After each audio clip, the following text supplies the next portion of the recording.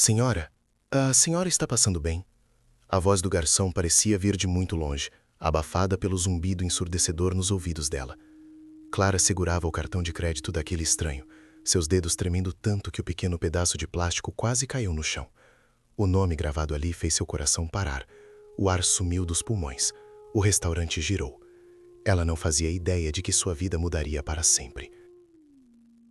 Clara Mendes apoiou a mão na mesa fria para não cair da cadeira. O restaurante no bairro Boqueirão, em Curitiba, estava cheio e barulhento naquela noite de sexta-feira. Mas para ela, tudo tinha ficado em silêncio absoluto. A única coisa que existia era aquele nome. Ela precisava respirar. Precisava lembrar de como respirar. A inspetora da Polícia Civil, com 42 anos de vida e 20 de corporação, nunca tinha sentido um medo assim.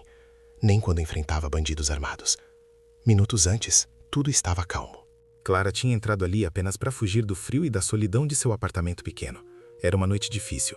A data marcava exatos 24 anos desde que seu irmão caçula tinha fugido de casa. Ela pediu um prato simples e ficou observando o movimento. Era um vício da profissão. Seus olhos castanhos, treinados para buscar perigo e mentiras, varriam o salão o tempo todo. Ela analisava cada rosto, cada gesto, cada detalhe. Foi quando a família da mesa ao lado chamou sua atenção. Eram 3 pessoas, um casal e um menino de uns 7 anos. Eles não tinham cara de quem frequentava lugares caros ou dirigia uma Mercedes-Benz classe C como a que estava estacionada na porta. O pai, um homem de ombros curvados e jaqueta gasta, olhava o cardápio com uma atenção visível. Clara conhecia aquele olhar. Era o olhar de quem faz contas de cabeça, somando cada centavo antes de pedir. A mãe, uma mulher loira e de sorriso doce, tentava distrair o filho. Ela usava um vestido simples, bem diferente das mulheres que Clara costumava ver em suas investigações na alta sociedade, aquelas que carregavam uma bolsa Louis Vuitton como se não fosse nada. O menino apontou para a foto de uma sobremesa gigante no menu. Os olhos dele brilhavam com aquela inocência que corta o coração dos adultos. Ele pediu o doce com empolgação. O sorriso do pai vacilou na mesma hora. Clara viu o homem trocar um olhar rápido e doloroso com a esposa. Eles sabiam que não podiam pagar aquilo. O orçamento estava apertado. Ela viu o pai engolir em seco, a vergonha pintada em seu rosto cansado. Aquilo tocou uma ferida aberta no peito da policial. Ela se lembrou de seu próprio pai, anos atrás, negando presentes para ela e para o irmão porque o dinheiro mal dava para a comida. A pobreza tinha um gosto amargo que ela nunca esqueceu. A inspetora sentiu uma urgência de fazer algo. Ela passava os dias lidando com o pior da humanidade, prendendo gente que roubava a herança de 10 milhões ou cometia crimes cruéis.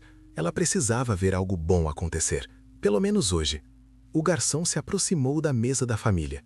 O pai, com a voz baixa e humilde, pediu apenas um prato para dividir com a esposa e um suco para o menino. Nada de sobremesa cara. O menino murchou na cadeira, triste. Clara não aguentou. A decisão veio rápida, como um reflexo de tiro. Ela chamou o garçom de sua mesa com um gesto discreto de mão. O rapaz, jovem e atencioso, veio prontamente até ela. "Pois não, inspetora?" Ele perguntou baixo, pois já a conhecia de outras visitas. Clara gostava daquele lugar justamente porque a tratavam como uma pessoa normal, não como a policial durona que todos temiam. "Aquela família na mesa 4, ela sussurrou, inclinando a cabeça na direção deles. "Eu quero pagar a conta deles, tudo, e inclua a sobremesa que o menino queria. Mas não diga que fui eu. Diga que foi cortesia da casa ou um sorteio." O garçom sorriu, um sorriso genuíno de quem vê bondade rara. Ele assentiu e se afastou. Clara sentiu um calorzinho no peito. Era a primeira vez no dia que ela não sentia a tristeza esmagadora da saudade do irmão. Ela observou de longe. O garçom foi até a mesa deles e falou algo. O rosto do pai se iluminou de surpresa. A mãe levou a mão à boca, emocionada. O menino deu um pulo na cadeira quando a sobremesa chegou. A cena era perfeita. Clara tomou um gole de sua água, sentindo-se em paz. Ela tinha feito a diferença na noite de alguém. Era um gesto pequeno, mas para aquela família parecia valer mais que uma cobertura de 3 milhões no centro da cidade. O jantar deles terminou. O pai, ainda incrédulo com a sorte, pediu a conta para conferir se estava tudo zerado mesmo, por puro hábito de quem não acredita em milagres. O garçom trouxe a pastinha de couro com o recibo. O homem, por instinto ou confusão, colocou seu cartão de crédito dentro da pasta antes de perceber que não precisava pagar. O garçom recolheu a pasta e caminhou em direção ao balcão, passando pela mesa de Clara. Deixa que eu resolva isso aqui no caixa para você não se confundir, Clara disse para o garçom, estendendo a mão. Ela queria garantir que o cartão dela fosse o cobrado, e não o do homem por engano. O garçom entregou a pasta para ela. Clara abriu o couro sintético para tirar o cartão do homem e devolver, garantindo que a conta fosse paga com o dela. Foi um movimento automático, sem pensar. Seus dedos tocaram um plástico azul escuro do cartão do estranho. Ela o puxou para fora. A luz amarelada do restaurante bateu nas letras em alto relevo. Seus olhos focaram no nome impresso ali. O tempo parou. O barulho de talheres, risadas e conversas sumiu. Tudo ficou gelado. Clara sentiu como se tivesse levado um soco no estômago. Ela leu de novo, achando que estava louca. Mendes. Lucas, o nome do seu irmão. V de Vieira, o sobrenome de solteira da mãe deles. Mendes, o sobrenome do pai. A combinação era exata, não podia ser coincidência. Não em Curitiba, não naquele bairro, não naquela noite. Ela levantou os olhos, trêmula, em direção à mesa 4. O homem estava vestindo a jaqueta, rindo de algo que a esposa disse. Ele virou o rosto de perfil, a luz bateu em seu rosto. Clara viu uma pequena pinta perto do lábio superior dele. A mesma pinta que seu irmãozinho tinha quando fugiu de casa aos 14 anos. A mesma pinta que ela via na única foto que guardava na carteira há décadas. O choque foi tão violento que ela sentiu náuseas. As lágrimas brotaram instantaneamente, queimando seus olhos. Ela tentou falar, mas a voz não saiu. O garçom a encarava, preocupado com sua palidez repentina. Senhora, ele repetiu, tocando levemente no ombro dela. Clara não conseguia responder. O homem na mesa 4, o Lucas, estava se levantando para ir embora. Ele estava saindo. Ele ia desaparecer de novo. O pânico tomou conta de cada célula do corpo dela.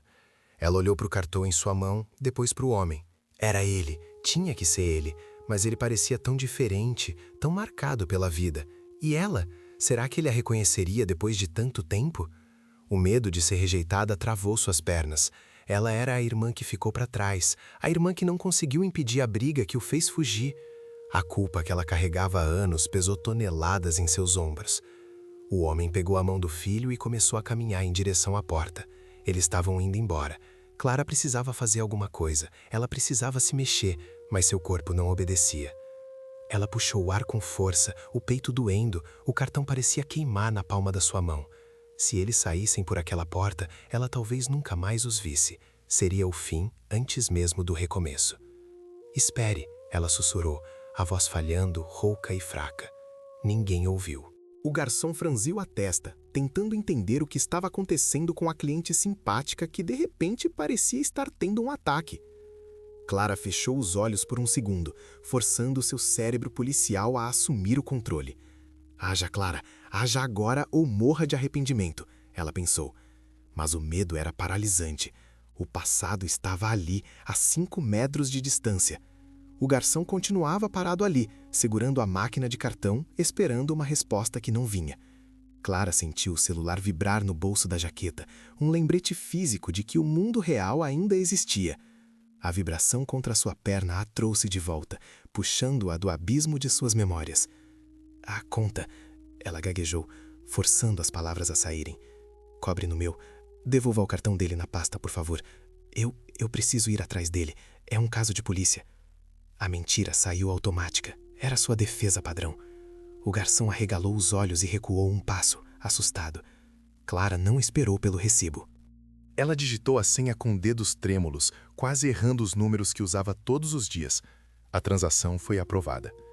Ela agarrou o cartão esquecido de Lucas, aquele pedaço de plástico que pesava como chumbo em sua mão, e se levantou. A cadeira arranhou o chão com um ruído estridente. Alguns clientes olharam, mas Clara já não via mais ninguém no restaurante. Correu para a saída, o ar frio da noite curitibana batendo em seu rosto como um tapa de realidade. A rua estava movimentada. Carros passavam, faróis iluminavam a calçada, pessoas riam. Onde eles estavam? O pânico subiu pela garganta, um gosto ácido de fracasso. Seus olhos varreram a calçada com a precisão de quem caça suspeitos há 2 décadas. Não estavam no ponto de ônibus, não estavam na esquina. Então ela viu. O menino estava pulando perto de um carro estacionado um pouco mais à frente, sob a luz alaranjada de um poste. Não era um veículo novo. Estava longe de ser uma daquelas BMW Série 7 blindadas que ela via prendidas no pátio da delegacia. Era um sedã popular, com a pintura queimada pelo sol e um amassado na porta traseira. A simplicidade da cena apertou o coração dela. Clara parou a alguns metros, escondida atrás de uma árvore grossa. O medo a paralisou novamente. O que ela diria? Oi, sou a irmã que você abandonou? E se ele a expulsasse? E se ele dissesse que não tinha irmã nenhuma? Ela puxou o celular e discou o único número que importava agora. Sargento Alves atendeu no segundo toque. Ele sabia que ela não ligava naquela hora a menos que fosse grave. Clara, o que houve?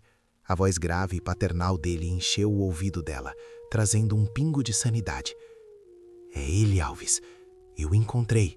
Ela sussurrou, observando Lucas abrir a porta do carro para a esposa. Houve um silêncio do outro lado da linha, seguido por uma respiração pesada. Alves conhecia aquela dor.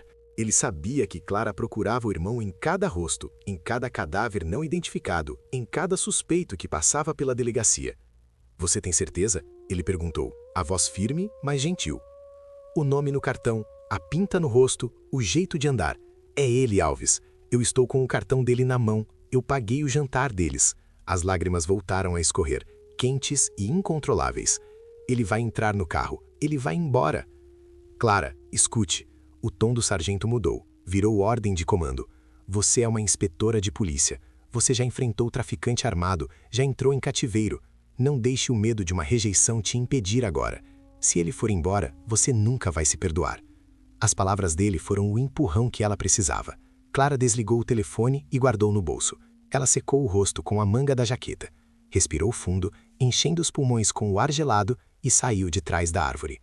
Lucas estava ajudando o filho a colocar o cinto de segurança no banco de trás. A esposa, Sofia, já estava sentada no banco do passageiro, sorrindo para o marido. Eles pareciam uma unidade fechada, completa, uma família feliz que não precisava de mais ninguém. Clara sentiu uma pontada de inveja e tristeza. Ela tinha passado a vida sozinha, focada na carreira, juntando dinheiro para comprar um apartamento bom, talvez até uma casa em condomínio fechado, mas nada disso preenchia o vazio. Ela trocaria qualquer luxo por aquele abraço. Ela apertou o passo. O som de seus sapatos no asfalto parecia ecoar como tambores. Lucas fechou a porta traseira e deu a volta para entrar no lado do motorista. Ele estava com a chave na mão. O motor do carro velho tossiu antes de pegar. "Lucas!" ela gritou. A voz saiu mais alta do que ela pretendia, carregada de uma urgência desesperada. O homem parou com a mão na maçaneta da porta. Ele franziu a testa e olhou em volta, procurando a origem do grito. Ele não reconheceu a voz. Para ele, era apenas uma estranha gritando na rua. Clara se aproximou, entrando no círculo de luz do poste. Ela viu a postura dele mudar imediatamente. Os ombros ficaram tensos, o corpo entrou em alerta. Um reflexo de quem viveu nas ruas ou passou por dificuldades. Ele se colocou entre ela e o carro, protegendo a família. "O senhor esqueceu o cartão", Clara disse, estendendo a mão com o plástico azul. Foi a única coisa que conseguiu dizer para quebrar o gelo, para não parecer uma ameaça. Lucas relaxou visivelmente. Ele soltou o ar e deu um sorriso meio sem graça, passando a mão no cabelo grisalho. Aquele gesto, aquele maldito gesto de passar a mão no cabelo quando estava envergonhado, era exatamente o mesmo do pai deles. "Nossa, moça, obrigado. Eu nem percebi que tinha deixado lá. A cabeça anda cheia", ele disse, dando um passo à frente para pegar o cartão. "Você trabalha no restaurante?" Ele não a reconheceu, nenhum traço de reconhecimento nos olhos dele, apenas gratidão educada por uma estranha que devolveu um objeto perdido. Aquilo doeu mais do que qualquer tapa. Para ele, Clara era invisível. Ela não soltou o cartão quando ele puxou. Lucas olhou para ela, confuso, tentando entender por que aquela mulher não largava o objeto. Ele viu os olhos dela marejados, a intensidade do olhar. O sorriso dele desapareceu. "Moça, está tudo bem?" Ele perguntou, recuando um pouco, a desconfiança voltando. Clara engoliu o choro que estava preso na garganta. Ela precisava ser forte. Ela precisava ser a irmã mais velha agora. A mão livre dela foi até o bolso de trás da calça e puxou a carteira funcional de couro preto. Lucas viu o distintivo prateado brilhar sob a luz e ficou pálido. Ele levantou as mãos instintivamente, como se estivesse sendo enquadrado.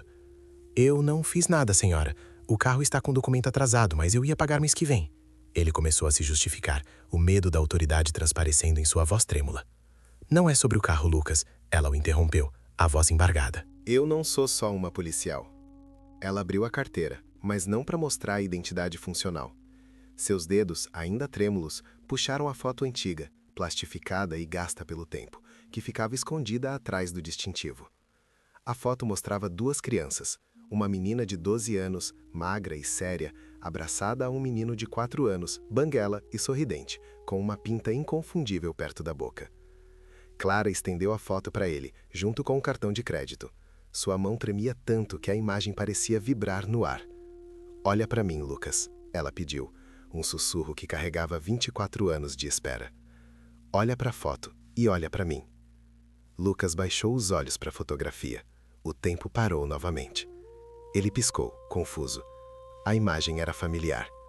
Uma memória trancada em um cofre escuro de sua mente começou a arranhar a porta para sair.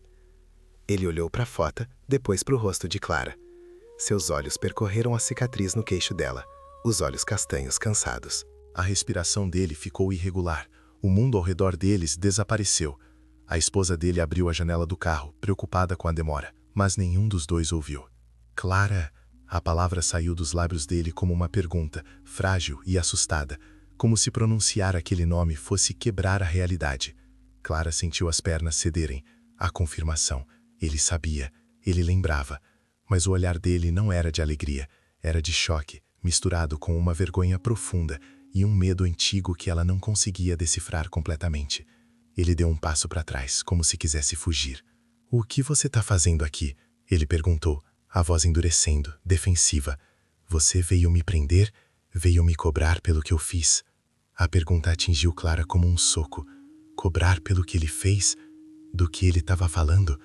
Ela achava que a fuga tinha sido culpa da briga com o pai. Havia algo mais? Um segredo que ele guardou por 2 décadas e que agora ameaçava destruir o reencontro antes mesmo de começar.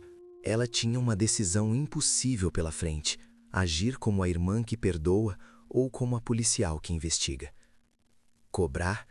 Clara repetiu a palavra, sentindo o peso absurdo daquela pergunta. Ela deu mais um passo em direção a ele, ignorando o instinto policial de manter distância de segurança. A confusão nos olhos de Lucas era genuína, misturada com um pavor infantil que não combinava com o rosto de um homem adulto. "O dinheiro da caixa de sapatos, Clara. As economias do pai", Lucas confessou, a voz saindo num sussurro trêmulo, como se estivesse confessando um assassinato. "Eu peguei tudo antes de fugir. Eu precisava comer, precisava da passagem. Eu roubei a nossa família. Passei 20 anos achando que a polícia viria atrás de mim por isso." Clara sentiu o coração apertar. Era isso. Esse era o grande crime que o manteve longe por mais de 2 décadas. Um furto cometido por um adolescente desesperado e assustado. Ele carregou essa culpa como uma sentença de prisão perpétua, escondendo-se de sua própria história por medo de uma punição que nunca viria. "O pai nunca prestou queixa, Lucas", ela disse, a voz firme, mas suave. "Ele morreu 3 anos depois que você foi embora. Ele nunca se importou com o dinheiro. Ele morreu de tristeza, achando que você tinha sido sequestrado ou coisa pior. Ele morreu chamando seu nome." A revelação atingiu Lucas com força física. Ele cambaleou para trás, encostando-se na lataria fria do carro velho. A máscara de homem durão, de pai de família protetor, desmoronou. As lágrimas começaram a correr pelo rosto dele, lavando a sujeira de anos de segredo. Ele morreu", Lucas soluçou, cobrindo o rosto com as mãos grossas de trabalhador. A dor do luto atrasado se misturou com o alívio de não ser um criminoso procurado. O peso que ele carregava nos ombros, mais pesado que qualquer dívida financeira, finalmente caiu no chão daquela calçada. Clara não aguentou mais manter a postura profissional. Ela guardou o distintivo no bolso, aquele pedaço de metal que definia quem ela era para o mundo, mas que não significava nada ali. Ali, ela era apenas a irmã mais velha que falhou em proteger o caçula. Ela encurtou a distância final entre eles. Lucas tirou as mãos do rosto, os olhos vermelhos e inchados, esperando uma bronca, um grito, qualquer coisa. Mas Clara fez a única coisa que seu coração mandava. Ela o abraçou. Foi um abraço desajeitado no início, bloqueado pela jaqueta grossa dele e pelo colete que ela usava por baixo da roupa. Mas logo Lucas cedeu. Ele a apertou com força, enterrando o rosto no ombro dela, chorando como um menino de 14 anos que nunca deixou de ser. "Me perdoa, Clara, me perdoa", ele repetia. a voz abafada pelo tecido da roupa dela. Não tem nada para perdoar, ela respondeu, segurando a nuca dele, sentindo o cabelo grisalho entre os dedos. Você está vivo. Isso é tudo que importa. Você está aqui. A porta do passageiro se abriu. Sofia saiu do carro, preocupada com o choro do marido. Ela olhou para a cena, confusa, alternando o olhar entre o marido desabando e a mulher desconhecida que o segurava. O menino, no banco de trás, observava tudo com o nariz encostado no vidro. Clara se afastou levemente, mantendo as mãos nos braços do irmão. Ela olhou para Sofia e sorriu, um sorriso banhado em lágrimas, mas verdadeiro. Lucas limpou o rosto com as costas da mão, tentando se recompor diante da esposa. Sofia, Lucas disse a voz rouca. Essa é a Clara, minha irmã. A policial de quem eu nunca tive coragem de falar. Sofia levou as mãos à boca, os olhos verdes se enchendo de compreensão. Ela sabia que o marido tinha um passado doloroso, uma família que ele dizia ter perdido, mas nunca soube os detalhes. Ver aquela mulher ali, com os mesmos traços dele, explicava tantas noites de insônia do marido. Prazer, Sofia, Clara disse, estendendo a mão, que foi ignorada quando Sofia a puxou para um abraço caloroso também. A cunhada entendeu instantaneamente que aquele reencontro era a cura que Lucas precisava. Ele sempre disse que tinha saudade de casa, mas achava que não podia voltar. Sofia sussurrou no ouvido de Clara. Obrigada por encontrar a gente. Clara olhou para o carro. O menino tinha abaixado o vidro. Ele tinha os olhos de Lucas, o sobrinho que ela nem sabia que existia. Uma nova geração, livre dos traumas e das fugas. A família dela não tinha acabado. Ela tinha apenas crescido longe de seus olhos. Aquele é o Pedro, Lucas apresentou, a voz cheia de orgulho, apontando para o filho. Ele tem 7 anos, a mesma idade que você tinha quando eu nasci. Clara se aproximou da janela do carro. O menino sorriu, tímido. Não havia medo nele, apenas curiosidade. Clara sentiu uma onda de amor tão forte que quase a derrubou. Ela não tinha filhos, não tinha marido, mas de repente tinha tudo isso. Oi, Pedro, eu sou sua tia Clara. Ela disse, a voz embargada, e eu vou estar muito presente na sua vida a partir de agora. Pode apostar. Lucas se aproximou, passando o braço pelos ombros da irmã. A tensão financeira, o medo da polícia, a vergonha do passado, tudo parecia pequeno agora. Eles não tinham uma mansão ou contas bancárias de um milionário, mas tinham recuperado algo que dinheiro nenhum compra. Vamos sair daqui, Clara disse, retomando o controle prático da situação. Vamos para minha casa ou para algum lugar onde possamos conversar de verdade. Eu pago a rodada, mas dessa vez eu quero sentar na mesa com vocês. Lucas riu, um som leve e libertador que Clara não ouvia há décadas. Só se você prometer não me prender por roubo de caixa de sapatos. Ele brincou, o humor voltando aos poucos. O crime prescreveu, seu bobo, ela respondeu, dando um empurrãozinho no ombro dele, exatamente como faziam quando crianças. Eles caminharam juntos até o carro dela para que ela pudesse guiá-los. Clara olhou para o céu noturno de Curitiba. Não estava mais tão frio. O vazio em seu peito, aquele buraco que ela tentava preencher com trabalho e justiça, estava finalmente fechado. Aquele ato de pagar a conta, um gesto simples de bondade policial genuinamente humana, tinha lhe devolvido a vida. Ela pensou na Mercedes-Benz que viu mais cedo, ou em quem sonha com um Rolex no pulso. Nada daquilo chegava aos pés da sensação de ter seu irmão de volta. A verdadeira riqueza estava ali, naquele carro velho com o documento atrasado, onde seu irmão, sua cunhada e seu sobrinho sorriam para ela. A justiça tinha sido feita, não com algelas, mas com perdão. Clara aprendeu naquela noite que a maior prisão que existe é a culpa, e que a única chave capaz de abrir essa cela é a coragem de perdoar a si mesmo e aos outros. Ela descobriu que o passado não precisa definir o futuro, desde que você tenha coragem de enfrentá-lo. Você teria a mesma coragem de Clara para perdoar e acolher depois de tantos anos de silêncio? Até a próxima história!